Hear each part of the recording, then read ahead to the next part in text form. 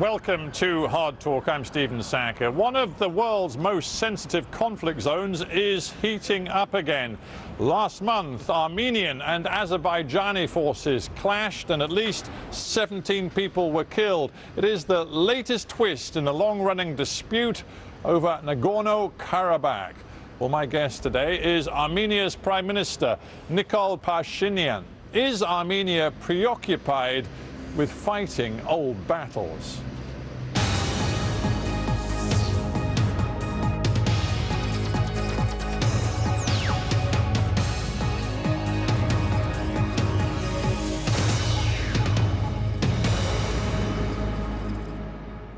Prime Minister Nikol Pashinyan in Yerevan, welcome to Hard Talk. Thank you. Hi. It's more than 2 years now since you swept into power with very high hopes for the so-called Velvet Revolution. When I look at Armenia today, it seems many Armenians feel that those hopes have been dashed. What has gone wrong? I wouldn't agree with your impression, because all citizens of Armenia, they are free and they are living in democratic country. And in 2019, we had biggest economic growth in Europe, and we had big economic success. And our country made tremendous progress in all international ratings in terms of democracy, freedom of speech, independent judiciary, anti-corruption policy, and international magazines 2 years in a row recognized Armenia as a country of the year, like not only in terms of democracy, but in terms of economy as well. Yes, of course, the pandemic situation interrupted our flight, but we will continue. Yeah, I do want, I want to talk flight. about the pandemic, because I know it's been very difficult for Armenia to deal with it. But before we get to that, I want to look at one other aspect of your administration, which perhaps hasn't seen the change that some people expected. You came to power talking about finding a path to peace with Azerbaijan, and yet in the last month we've seen new fighting, new conflict in Nagorno-Karabakh. We've seen at least 17 military personnel killed on both sides. It looks as though it's business as usual, not change. Peace can't be achieved through the unilateral actions of Armenia, because we will be able to have real peace if Azerbaijan will reciprocate Armenians' efforts. Becoming Prime Minister of Armenia, I proposed a new formula for peace, and the formula is following.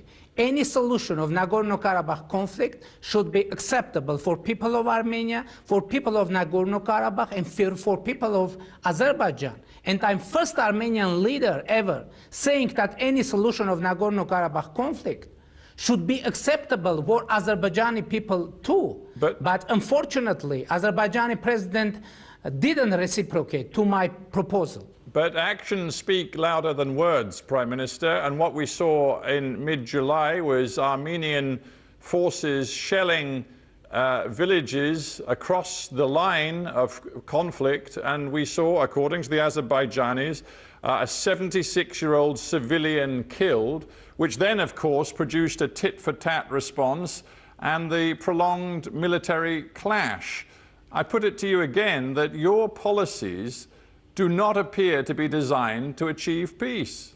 Azerbaijan started military attack against the Armenia, and it wasn't separate action. Within long time, Azerbaijani president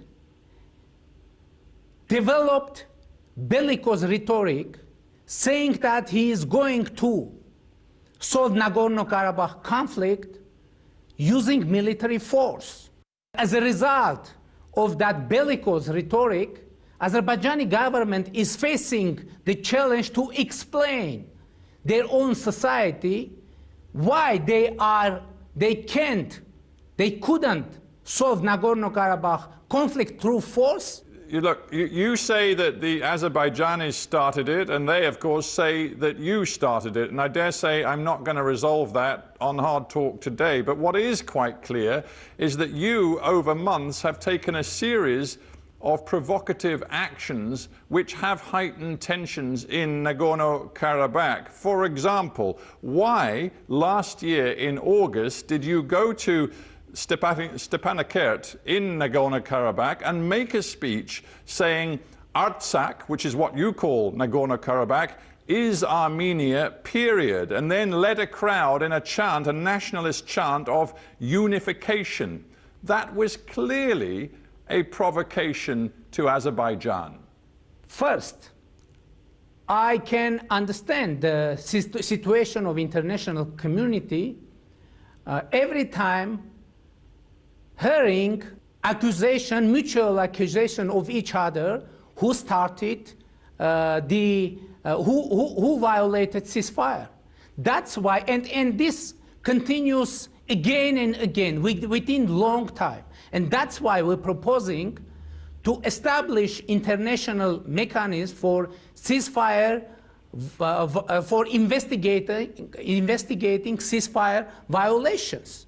And this is valid proposal by Armenia. Second, why I said that Nagorno-Karabakh, Artsakh is Armenia. First of all, Nagorno-Karabakh for several thousand years is populated by indigenous Armenian people, and by the way, Artsakh name is aged for several thousand years. Yeah, Prime Minister, it's not. We are to be mutual, honest with you, it's not. We can't go through thousands of years of your history. What we can do is address the realities of today. The UN General Assembly, as you well know, hang on. The UN General Assembly has adopted a resolution which quite clearly, quote, demands the immediate, complete, unconditional withdrawal of all Armenian forces from the occupied territories of the Republic of Azerbaijan. Now that's from the UN General Assembly.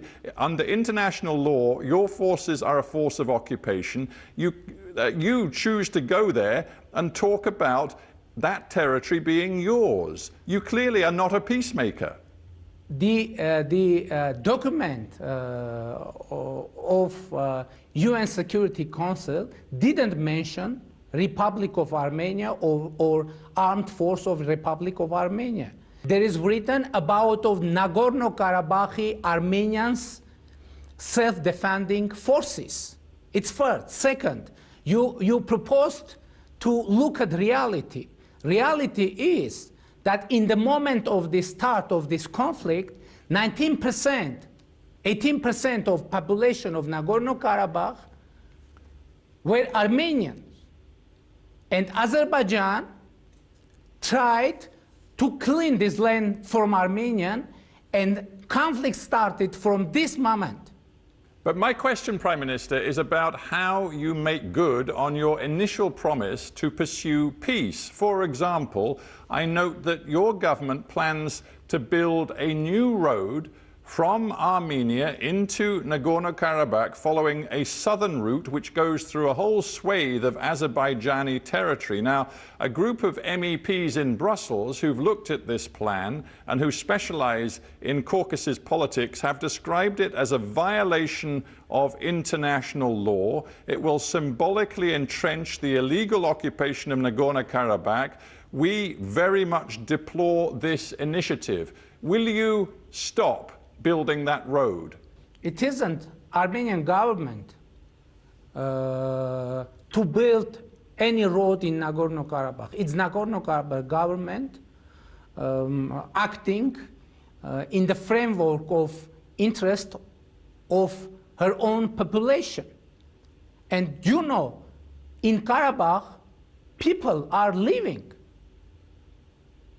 Human beings are living, and they have needs for supplies, needs for food, needs for mobility, And Azerbaijan, by the way, is exercising the policy of isolation and blockade for Nagorno-Karabakh, and by the way, for Armenia too. Prime Minister, I began this interview by saying that you came to power with a revolution with very high hopes of change and reform. But on this issue of Armenia, its nationalist position on Nagorno-Karabakh, the strategy that you are pursuing, which looks, frankly, as though it doesn't have a meaningful peace element to it, you seem just like your predecessors. You don't seem any different. Where is the evidence that on this core issue for the Armenian people, you're bringing something different to the table? I won't agree with you naming our position nationalistic, because Armenians of Nagorno-Karabakh are under existential threat. And what are we proposing? We are proposing Azerbaijan to renounce any possibility of use of force for Nagorno-Karabakh conflict solution. We should agree on very simple formula. There is no military solution for Nagorno-Karabakh conflict. All right. Yeah, I understand the point you're making there. Let me just flip this debate around a little bit. You came to power after a career as a journalist, as a human rights defender, and you even spent some time in prison as a political prisoner. You care about human rights. So I wonder if to reach out to Azerbaijan and to indicate that you really are different from your predecessors, are you now prepared to say that in the past, particularly in the early 1990s and late 1980s, the Armenian forces committed some major human rights abuses, crimes of war inside Nagorno-Karabakh? Many independent observers have catalogued those crimes. Are you now prepared to acknowledge them and say sorry for them? Any war is a chain of tragedies. That's why we're saying that let's refuse any possibility of using force for solution of Nagorno-Karabakh conflict. And any peace is compromise. And Armenia always was ready and is ready for compromise. But from the other side, I'm asking you a very specific question. In the spirit of truth and reconciliation, are you now prepared to say sorry for example, the European Court of Human Rights catalogue of violations of human rights on the part of the Armenian military? Will you say sorry? European Court has similar catalogue on Azerbaijani atrocities. But I'm not talking to the Azerbaijanis, I'm talking to you. Let me to answer your question, please.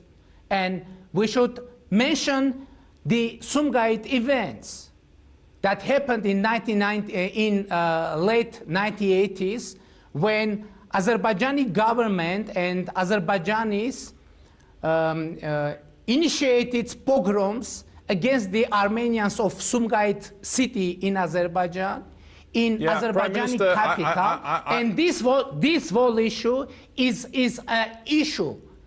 I just wanted to know whether you're prepared to take responsibility and apologize for those abuses and crimes committed by Armenia's forces. It's quite simple, yes or no. It should be proved who exercised these atrocities, and I think Armenians of Nagorno-Karabakh and Azerbaijan are victims, and we can prove that.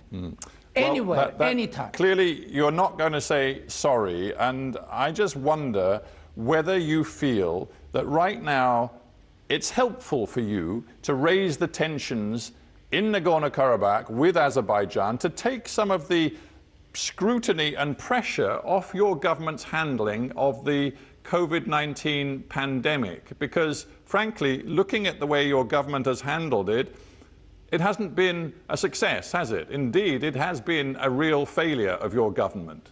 I think it is too early to have conclusion, because unfortunately, pandemic is an evolving situation all over the world.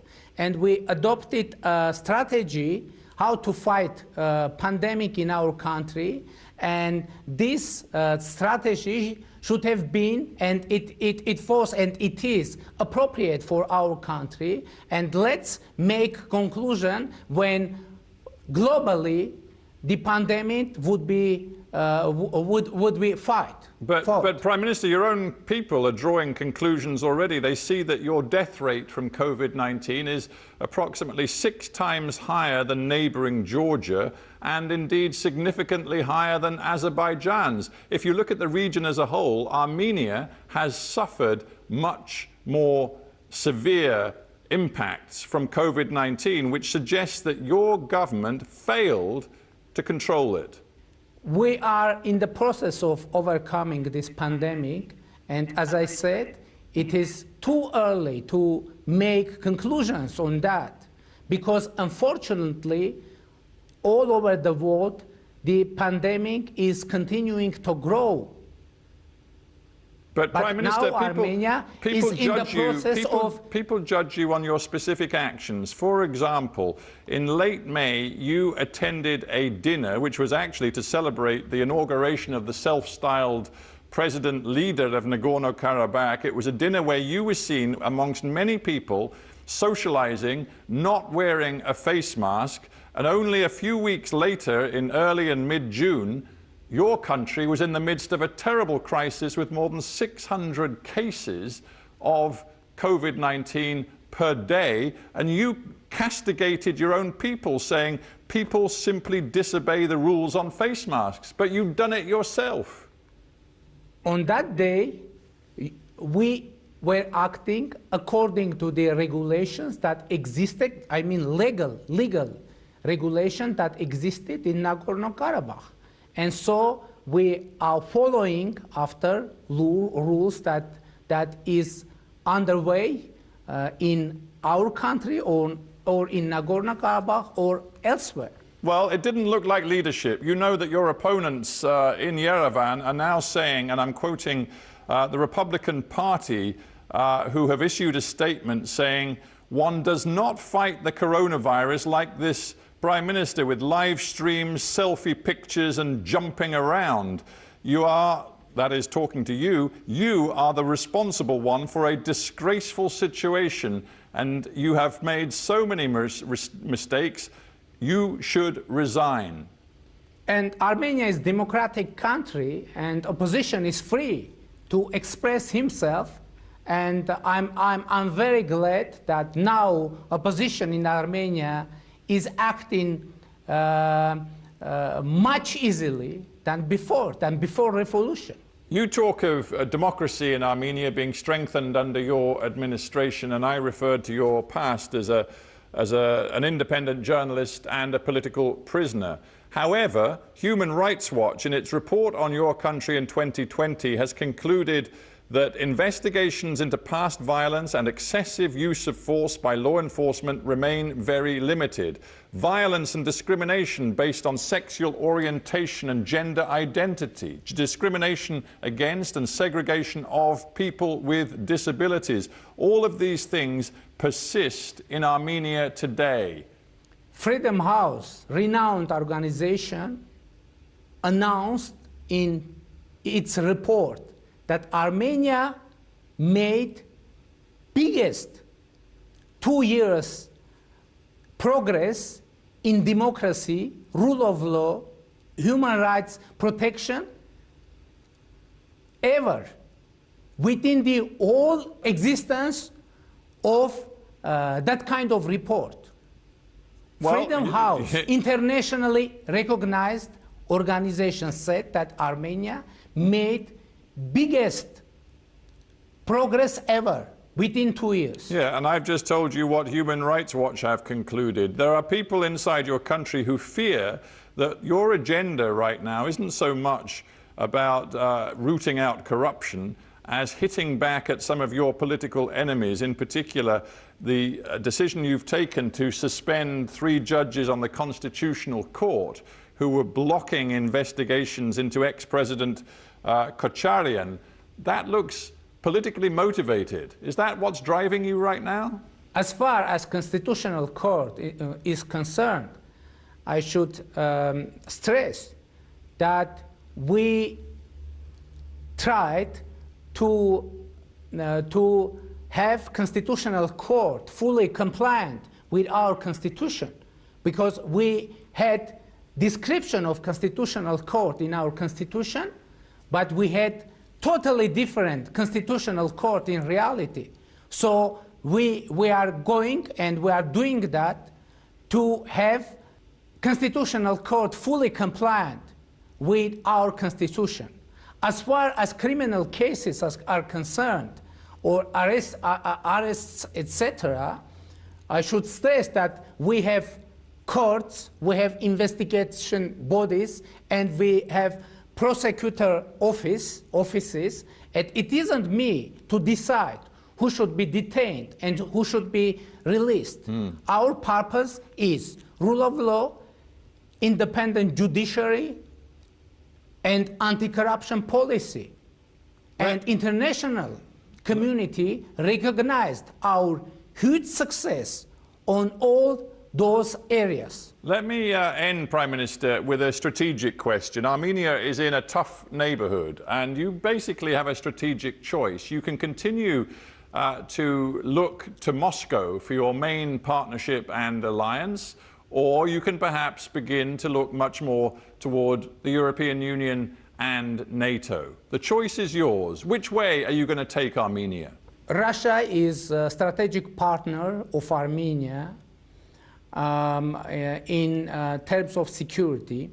We are member of Eurasian Economic Union, which is economic union, and we have comprehensive and enhanced partnership agreement with European Union. And by the way, now European Union is our main partner in our reform agenda implementation.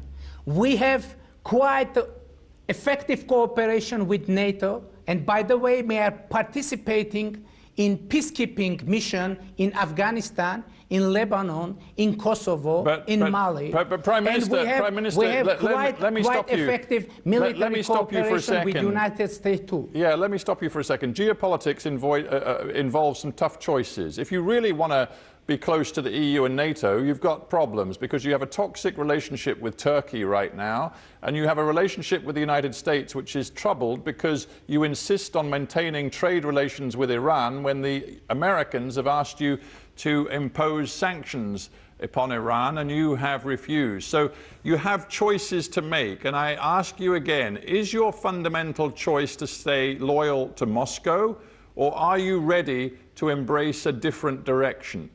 Saying strategic partnership, that means it is for a long time.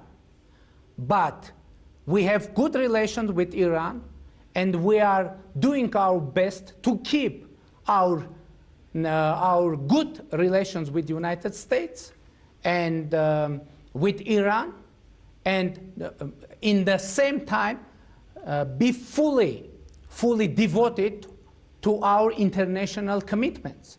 All right. Well, I appreciate your time, Prime Minister, and I thank you very much indeed for being on Hard Talk. Thank you very much.